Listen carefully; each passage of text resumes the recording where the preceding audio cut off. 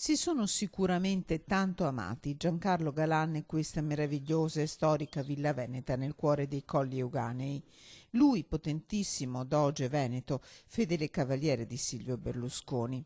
In questa villa si era coronata anche la sua storia d'amore, con un matrimonio da favola, degno appunto di un doge. Da qui, in quel luglio 2014, dopo la sua strenua difesa in Parlamento, era partito per il viaggio a destinazione carcere di Opera, Milano. Villa Patrizia dei Pasqualigo, costruita a partire dalla metà del 1500, patrimonio della famiglia Rodella a fine Ottocento, nel 2005, ironia della sorte, a un'asta era stata acquistata dall'allora governatore nel pieno del suo regno. E l'asta pubblica sembra scritta con lettere d'oro sbiadite nel destino di questa dimora. Eccola infatti comparire nella Gazzetta Ufficiale dell'Italiana Repubblica di martedì 16 luglio tra i beni che il MEF, il Ministero dell'Economia e delle Finanze, ha deciso di alienare. Immobile numero 386, Veneto, Padova, Cinto Euganeo, Villa Pasqualigo Rodella.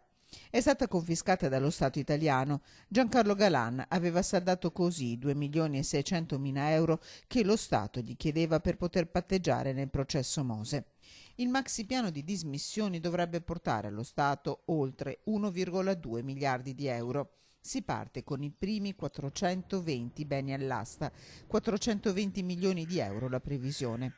La dimora di Cinto Euganeo non rientra tra i primi 93 già messi in vendita, ma dopo 4 anni Villa Pasqualigo Rodella Galan potrebbe avere nuovi proprietari.